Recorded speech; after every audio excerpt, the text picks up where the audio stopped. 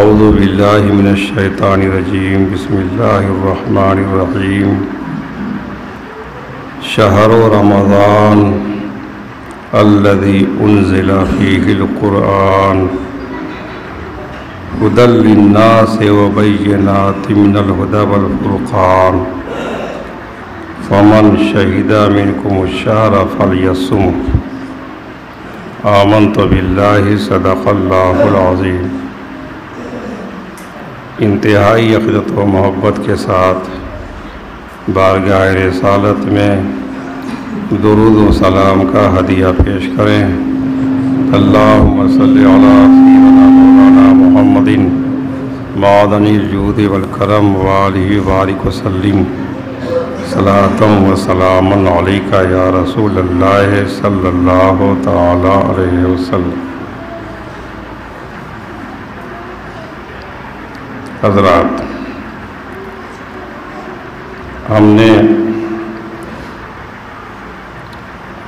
قرآن کریم کی ایک آیت کا ایک حصہ تلاوت کیا۔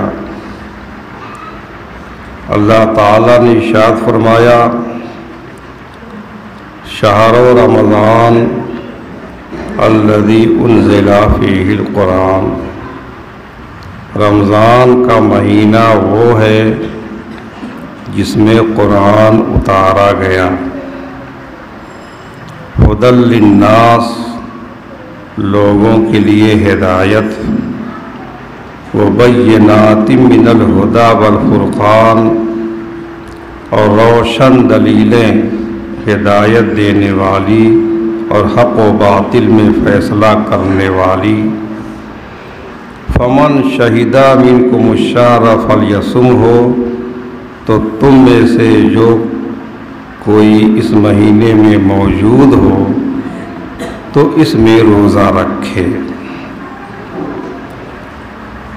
اس آیت کریمہ میں اس مبارک مہینے کی فضیلت بیان کی گئی۔ ایک تو اس مہینے کی فضیلت یہی ہے کہ قرآن کریم میں صرف اس مہینے کا نام آیا ہے۔ 12 مہینوں کا ذکر ہے لیکن نام صرف ماہ رمضان کا ہے، باقی اور کسی مہینے کا نام نہیں ہے۔ اور اس کی فضیلت کیا بیان کی قرآن کریم نے کہ رمضان کا مہینہ وہ بابرکت مہینہ ہے جس میں قرآن اتارا گیا۔ تو قرآن اس میں چونکہ نازل ہوا، اس لیے اس مہینے کو عظمت اور برتری حاصل ہوئی، اور اسی اہتمام میں اس مبارک مہینے کے روزے فرض کر دیے گئے۔ اور فرمایا قرآن کریم میں سورہ قدر میں انا انزلناہ فی لیلۃ القدر وما ادراک ما لیلۃ القدر لیلۃ القدر خیر من الف شہر۔ بے شک ہم نے اس قرآن کو شب قدر میں اتارا، اور شب قدر 1000 مہینوں سے بہتر ہے۔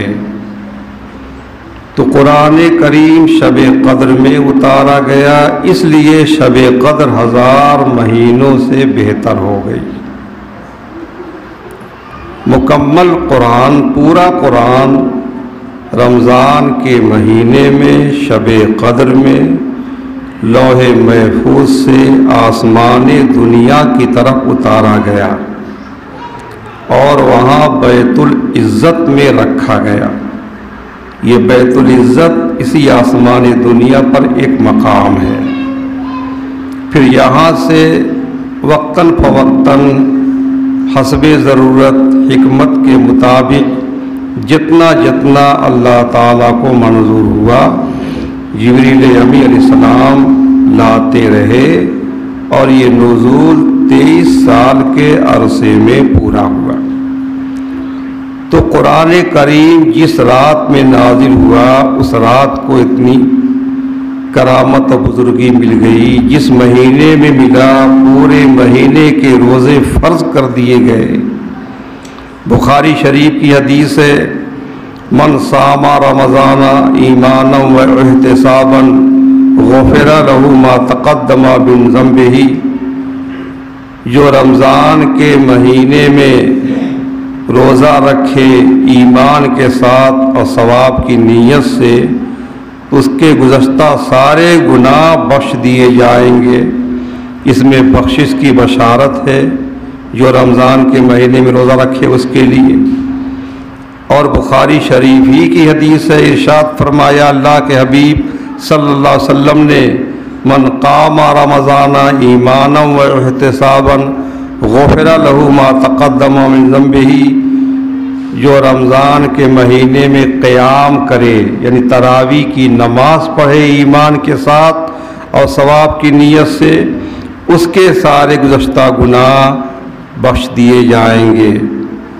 اور بخاری شریفی کی حدیث ہے، اللہ کے حبیب صلی اللہ علیہ وسلم نے ارشاد فرمایا، من قام لیلۃ القدر ایمانا و احتسابا غفر له ما تقدم من ذنبہ، جو شب قدر میں قیام کرے یعنی شب قدر میں تراویح کے علاوہ اور نفل نمازیں پڑھے، اللہ کی عبادت کرے، تو اس کے گزشتہ سارے گناہ بخش دیے جائیں گے۔ تو ان تین حدیثوں میں رمضان کے روزے رکھنے والوں کے لیے، رمضان میں قیام کرنے والوں کے لیے، نماز تراویح پڑھنے والوں کے لیے، اور شب قدر میں عبادت کرنے والوں کے لیے بخشش کی بشارت ہے۔ یہ ساری بزرگیاں کیوں ہیں؟ صرف اسی لیے کہ اس مبارک مہینے میں قرآن کریم نازل ہوا۔ اور دیکھیے اللہ پاک رمضان کے مہینے میں روزانہ افطار کے وقت 10 لاکھ ایسے گنہگاروں کو جہنم سے آزاد فرماتا ہے جن پر گناہوں کی وجہ سے جہنم واجب ہو چکا۔ اخبار مکہ میں امام فاقہی رحمۃ اللہ علیہ نے ایک حدیث روایت کی ہے کہ اللہ کے رسول صلی اللہ علیہ وسلم نے ارشاد فرمایا کہ ماہ رمضان میں ہر رات افطار کے وقت اللہ تعالیٰ 10 لاکھ لوگوں کو جہنم سے آزاد فرماتا ہے روزانہ افطار کے وقت۔ اور پھر جب جمعہ کی رات آتی ہے تو اس کی ہر گھڑی میں اتنے لوگوں کو آزاد کرتا ہے۔ تو رمضان میں روزانہ افطار کے وقت 10 لاکھ لوگوں کو آزاد کرتا ہے، اور جتنے جمعے اس میں آتے ہیں، جمعے میں 24 گھنٹے ہوتے ہیں، تو جمعے کی ہر گھڑی میں 10 لاکھ لوگوں کو اللہ تعالیٰ جہنم سے آزاد فرماتا ہے۔ اور جب رمضان کا آخری دن آتا ہے تو اس دن مہینے کے شروع سے لے کر اخیر تک جتنے لوگ آزاد ہوئے ان سب کے برابر گنہگاروں کو دوزخ سے آزاد فرماتا ہے۔ اللہم اجعلنا منہم، اے اللہ ہمیں انہی میں شامل فرما لے۔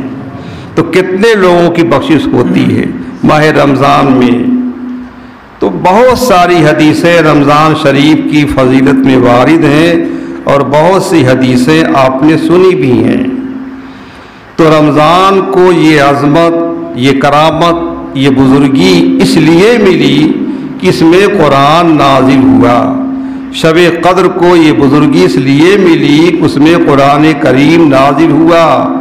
تو قرآن کریم کی وجہ سے رمضان کو یہ شرف ملا، یہ عظمت ملی، یہ کرامت ملی، شب قدر کو یہ رتبہ ملا۔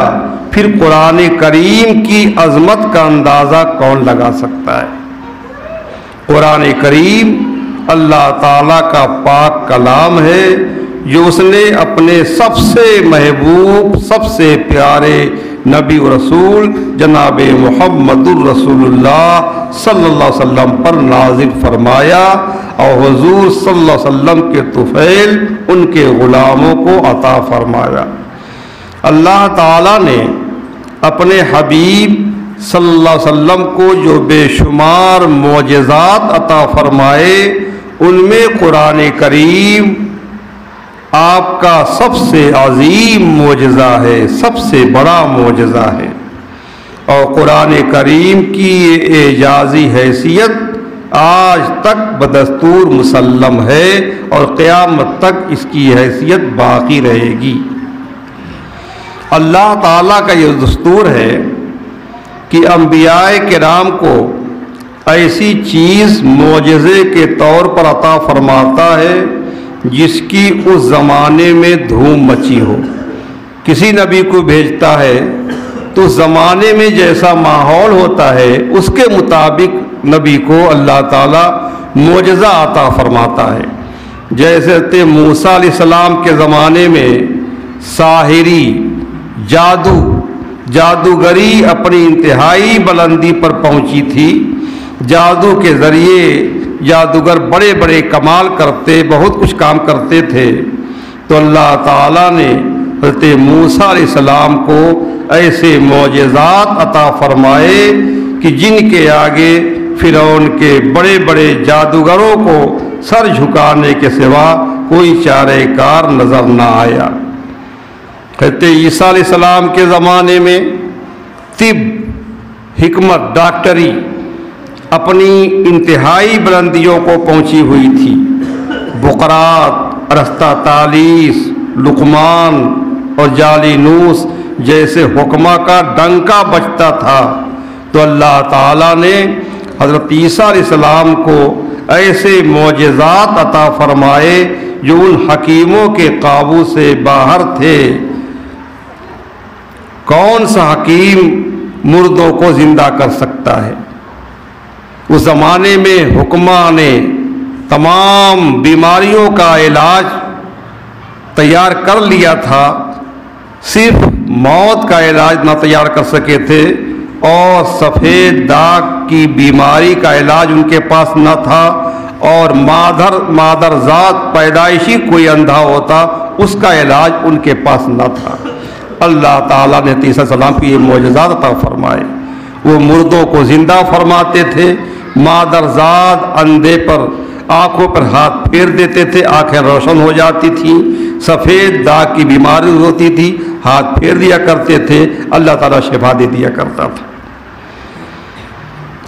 غرض ہر نبی کو زمانے کے ماحول کے مطابق اللہ تعالیٰ نے معجزات عطا فرمائے۔ اسی طرح رسول اللہ صلی اللہ علیہ وسلم کے زمانے میں عربی زبان کی فصاحت و بلاغت انتہا کو پہنچی ہوئی تھی۔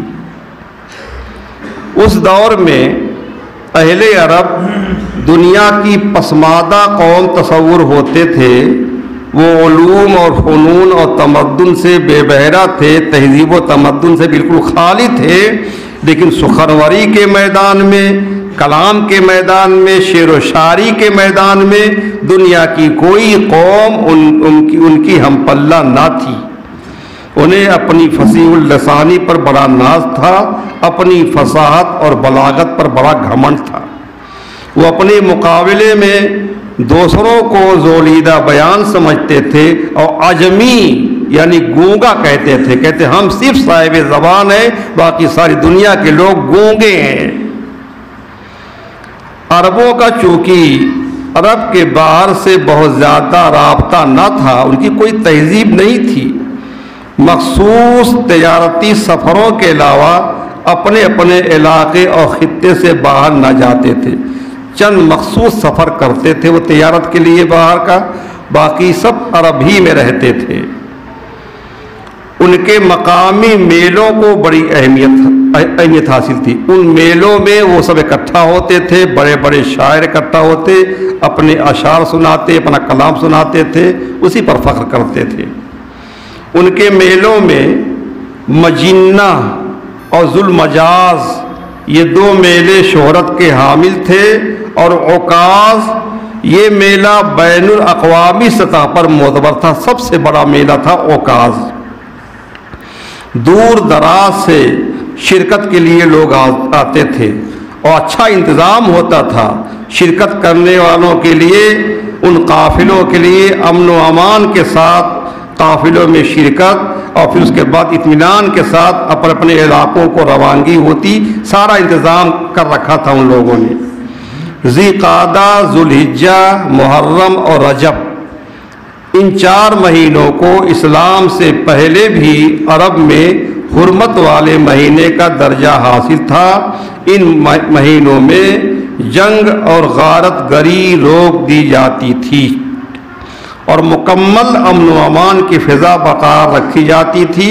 ان کے میلے انہی مہینوں میں لگتے تھے. جو ان کا سب سے بڑا میلہ ہوتا اوکاز، اس اوکاز میں نابغہ زبیانی، یہ عرب کا سب سے مشہور سب سے بڑا شاعر تھا اس زمانے کا، اس کا خیمہ نصب ہوتا تھا. سرخ رنگ کے چمڑے کا خیمہ نصب ہوتا تھا اور بڑے بڑے شعراء اپنا اپنا کلام اس کے سامنے پیش کرتے تھے اور سال بھر کے بہترین قصیدے کا فیصلہ ہوتا. سال بھر میں جتنے قصیدے تیار ہوتے سب وہاں سنائے جاتے تھے. تو وہ فیصلہ کرتا تھا کہ ان تمام قصیدوں میں سب سے بہتر قصیدہ کس کا ہے، اور جو قصیدہ بہترین قرار پاتا تھا اسے آب زر سے یعنی سونے کے پانی سے لکھا جاتا، اور وہ بھی قماش مصری پر یعنی مصر کا تیار کیا ہوا ریشم جو بہت قیمتی ہوتا تھا، اس قیمتی ریشمی کپڑے پر سونے کے پانی سے اس قصیدے کو لکھا جاتا تھا اور خانہ کعبہ کی دیواروں پہ لٹکا دیا جاتا تھا.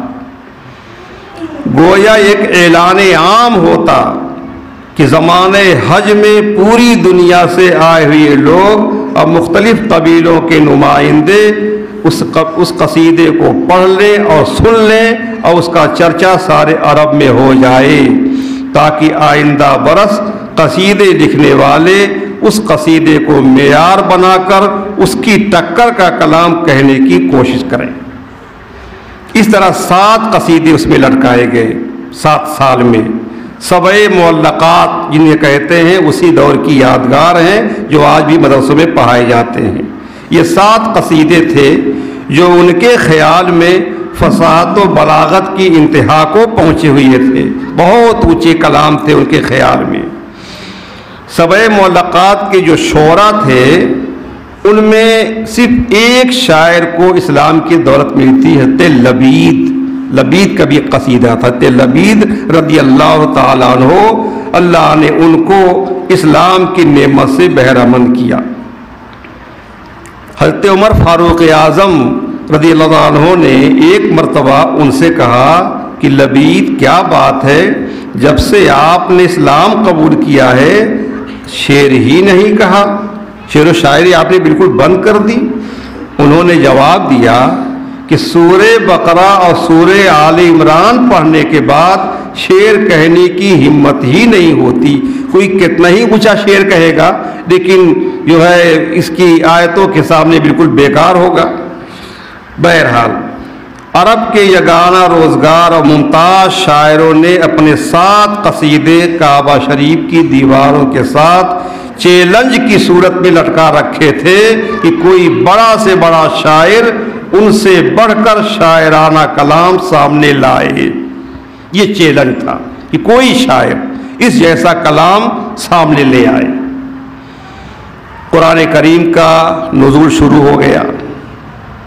جب سورہ کوثر نازل ہوئی، انا اعطیناک الکوثر فصل لربک وانحر ان شانئک هو الابتر، ایک صحابی رسول نے قرآن کی سب سے چھوٹی سورت سورہ کوثر کو لکھ کر کے خوبصورت انداز میں اور خانہ کعبہ کی دیوار کے ساتھ لٹکا دیا ان قصیدوں کے ساتھ. اب جب سورہ کوثر لٹکا دی گئی تو سورہ کوثر کے سامنے وہ 7 قصیدے بالکل ہیچ اور بیکار معلوم ہونے لگے، اور 7 قصیدہ لکھنے والے شاعروں نے اپنے قصیدے اتار لیے اور یہ کہہ دیا ان لوگوں نے کہ ما ھذا من کلام البشر، بالکل ملا کے کہا انا آتیناک الکوثر فصل لربک وانحر ان شانئک هو الابتر ما ھذا من کلام البشر، یہ کسی انسان کا کلام ہی نہیں ہے، اس کلام کے سامنے تو ہمارے کلاموں کی کوئی قدر ہی نہیں رہ گئی۔ اب تک عرب کے فصحاء بلغاء فخر کرتے تھے، ناز کرتے تھے، گھمنڈ کرتے تھے، چیلنج کرتے تھے، اپنی فصاحت اور بلاغت پہ بہت ناز کرتے تھے۔ اب قرآن کریم نے ان کو چیلنج کرنا شروع کر دیا۔ سورہ اسراء کی آیت ہے، اللہ تعالیٰ فرماتا ہے قُلْ لَوِ اجْتَمَعَتِ الْإِنسُ وَالْجِنُّ عَلَىٰ أَن يَأْتُوا بِمِثْلِ هَٰذَا الْقُرْآنِ لَا يَأْتُونَ بِمِثْلِهِ وَلَوْ كَانَ بَعْضُهُمْ لِبَعْضٍ ظَهِيرًا، اگر سارے انسان اور سارے جنات جمع ہو جائیں، سب مل کر کوشش کریں کہ قرآن جیسا کلام بنا کر لے آئیں، تو اس جیسا کلام نہیں لا سکتے، اس کا مثل نہیں لا سکتے، خواہ وہ ایک دوسرے کی مدد بھی کریں۔ چیلنج کر دیا گیا قرآن جیسا کلام بنا کر کے لے آؤ۔ جب اس پورے قرآن کی مثل لانے سے عاجز رہے تو اللہ تعالیٰ نے چیلنج میں تخفیف کر دی، ہلکا کر دیا۔ فرمایا سورہ ہود میں ہے فَأْتُوا بِعَشْرِ سُوَرٍ مِثْلِهِ، قرآن کے مثل 10 سورتیں ہی لے آؤ۔ پورے قرآن کی مثل نہیں لا سکتے ہو، قرآن میں 114 سورتیں ہیں تو 10 سورتیں ہی لے آؤ۔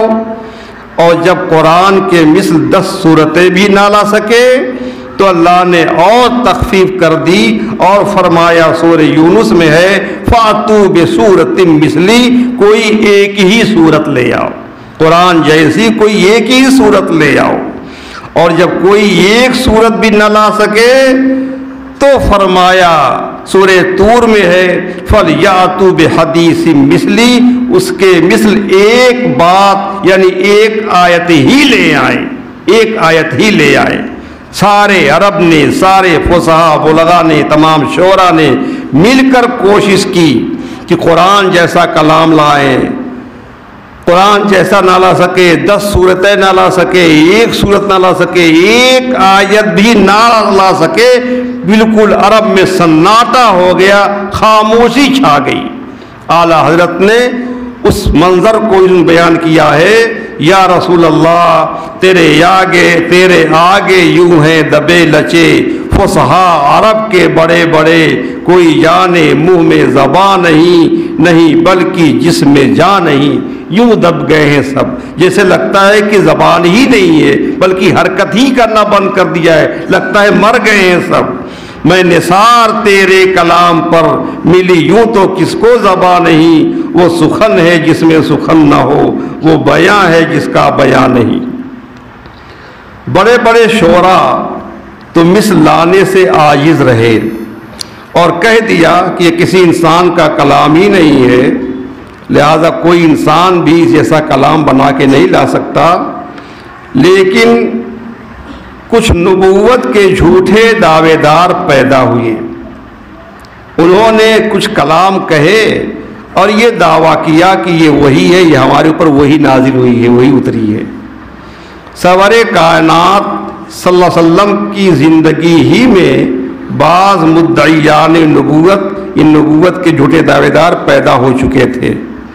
مسیلمہ نام کا ایک شخص تھا، سن 10 ہجری میں اس نے نبوت کا دعویٰ کیا تھا اور حضور اکرم صلی اللہ علیہ وسلم کو خط لکھا تھا کہ میں آپ کے ساتھ نبوت میں شریک ہوں، میں آپ کو بھی نبی مانتا ہوں اور میں بھی نبی ہوں، اور میں آپ کے ساتھ نبوت میں شریک ہوں، آدھی دنیا آپ کی ہے اور آدھی دنیا میری ہے۔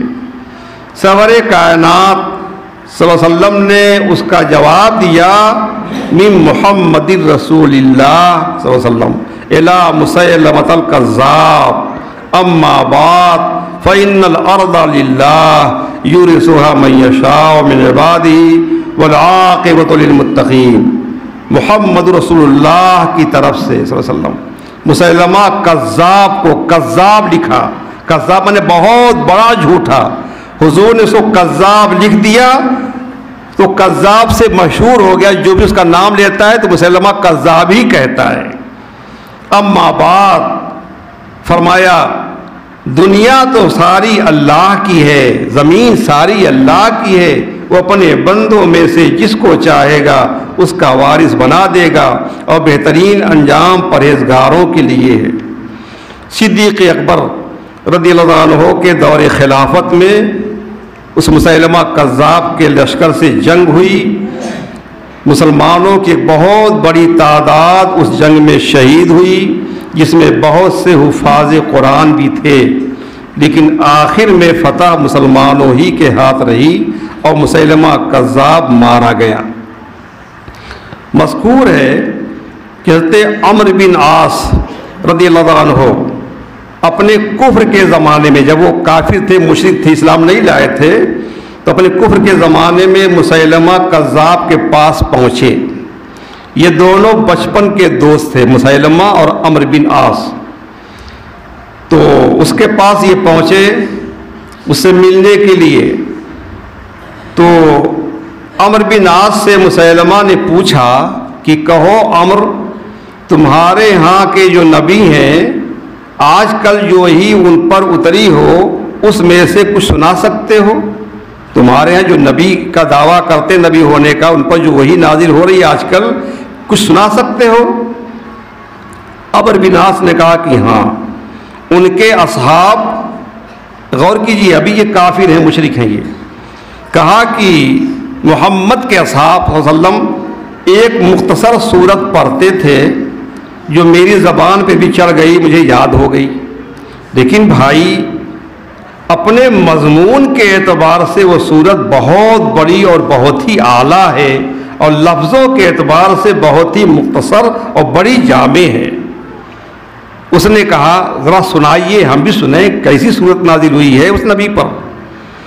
تو پھر حضرت عمرو بن عاص نے سورہ والعصر پڑھ کر سنا دی، سورہ والعصر، والعصر ان الانسان لفی خسر الا الذین آمنوا وعملوا الصالحات وتواصوا بالحق وتواصوا بالصبر۔ زمانے محبوب کی قسم، بے شک آدمی ضرور نقصان میں ہے، کیونکہ اس کی عمر جو اس کی اصل پونجی ہے وہ ہر دم گھٹ رہی ہے، اس لیے انسان گھاٹے میں ہے، مگر جو ایمان لائے اور اچھے کام کیے اور ایک دوسرے کو حق کی تاکید کی، یعنی ایمان و عمل صالح کی تاکید کی، اور ایک دوسرے کو صبر کی وصیت کی ان تکلیفوں اور مشقتوں پر جو دین کی راہ میں پیش آئیں، یہ لوگ اللہ کے فضل سے گھاٹے اور نقصان میں نہیں ہیں، کیونکہ ان کی جتنی عمر گزری نیکی اور طاعت میں گزری، یہ نفع پانے والے ہیں۔ سورہ عصر پڑھ کر کے سنا دی، سن کر کے مسیلمہ چپ ہو گیا، خاموش ہو گیا۔ بہت دیر کے بعد کہنے لگا کہ مجھ پر بھی اس جیسی ایک صورت اتری ہے، سورہ عصر جیسی صورت مجھ پر بھی اتری ہے۔ تو عمر نے کہا ہاں تو بھی سنا دے۔ تو اس نے پڑھا، اب دیکھیے وہ کیا کلام کہتا ہے، اس نے پڑھا یا وابر یا وابر، والعصر کے مقابل بنایا ہے نا، یا وابر انما انت اذنان و صدر و سائر کا حقر و لغر۔ وبر بلی سے چھوٹا ایک جانور ہوتا ہے، اس جانور کو خطاب کر کہتا ہے اے وبر جانور، تیرے تو بس دو کان اور سینہ ہے، باقی جسم تو تیرا بالکل حقیر اور عیبدار ہے۔ یہ اس کا ترجمہ ہوا ہے۔ بتائیے اس میں کون سی خوبی ہے؟ یہ سنایا اس نے۔ پھر عمرو سے پوچھتا ہے کہ کہو دوست کیسی رہی ہے نا اس ٹکر کی؟ تو عمرو نے کہا دوست اپنے جھوٹ پر تم نے مہر لگا دی، اور کیسی کہی؟ تم نے اپنے جھوٹ پر مہر لگا دی، جو بھی سنے گا تم کو کہے گا جھوٹا ہے، یہ جھوٹا نبوت کا دعویٰ کرنے والا ہے۔ تو ابھی مشرک تھے وہ، ایک مشرک پر بھی سچے جھوٹے کی تمیز مشکل نہ ہوئی۔ مسیلمہ کے مارے جانے کے بعد اس کے ساتھی ذلیل و خوار ہو کر صدیق اکبر کے سامنے پیش ہوئے روئے گڑگڑائے توبہ کی۔ ایک روز ان سے امیر المومنین حضرت ابوبکر صدیق نے کہا کہ مسیلمہ کا قرآن تو سناؤ، تم لوگ پہلے مسیلمہ پر کو نبی مانتے تھے، ان کے ساتھ ہی تھے، ذرا قرآن سناؤ اس کا قرآن۔ تو وہ بہت سٹپٹائے، بہت بے حد شرمائے اور کہنے لگے حضرت ہمیں مجبور نہ کریں کہ ہم اس ناپاک کلام کو اپنی زبان پر لائیں، ہمیں اس سے شرم معلوم ہوتی ہے۔ فرمایا نہیں ضرور سناؤ تاکہ ہمارے مسلمان بھائیوں کو بھی اس کے کلام کی رکاکت اور بےہودگی معلوم ہو جائے۔ آخر مجبور ہو کر کے انہوں نے شرماتے ہوئے اس میں سے کچھ پڑھا۔ ہم نے اس کی ایک آیت تو پڑھ کے آپ کو سنا دی، اور ابھی اور ایک کلام اس کا سنا دیتے ہیں۔ صدیق اکبر نے آخر میں فرمایا یہ تو بتاؤ تمہاری عقلیں کہاں ماری گئی تھیں، واللہ اسے تو کوئی بیوقوف بھی ایک لمحہ کے لیے اللہ کا کلام نہیں کہہ سکتا۔ اس نے سورہ قاریہ کے مقابل میں ایک سورت بنائی تھی، القاریۃ مالقاریہ وما ادراک مالقاریہ۔ اس کھٹکھٹانا کیا ہے، کھٹکھٹانا تم کیا جانو کیا کھٹکھٹانا، وہ قیامت کی ہولناکیوں کا ذکر ہے، آدمی سنتا ہے لرز جاتا ہے۔ اس کے مقابل اس نے جو بنایا اس نے کیا کہا، الفیل ملفیل وما ادراک ملفیل لہ ذنب وبیل ولہ خرطوم طویل۔ اس کا معنی بتا دیں، ہاتھی کیا ہے، ہاتھی تم کیا جانو کیا ہاتھی ہے، اس کی سخت پونچھ ہوتی ہے، اس کی لمبی سوڑ ہوتی ہے۔ یہ ہے قرآن کا مقابلہ۔ آیت الکرسی جس میں اللہ کی وحدانیت کا ذکر ہے، اللہ کی ملکوتیت کا ذکر ہے، آدمی سنتا ہے دل میں خشیت خدا پیدا ہوتی ہے۔ اس کے مقابل اس نے ایک آیت بنائی تھی، وہ کیا بنائی اس نے، یا زفدع بنت زفدعین نقی ما تنقین لل ما تقدرین ولا شاربہ تمنعین راسکا فی الماء و ذنبکا فی الدین۔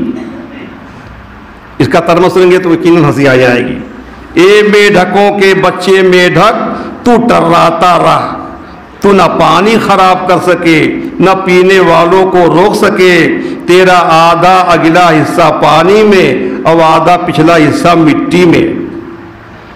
ایسے ہی قرآن کریم کی صورت ہے نا، وہ والنازعات غرقا والناشطات نشطا، اس کے مقابل بنایا تھا اس نے والطاحنات طحنا فالعاجنات عجنا فالخابزات خبزا والآکلات اکلا فاللاقمات لقما احالتا وسمنا۔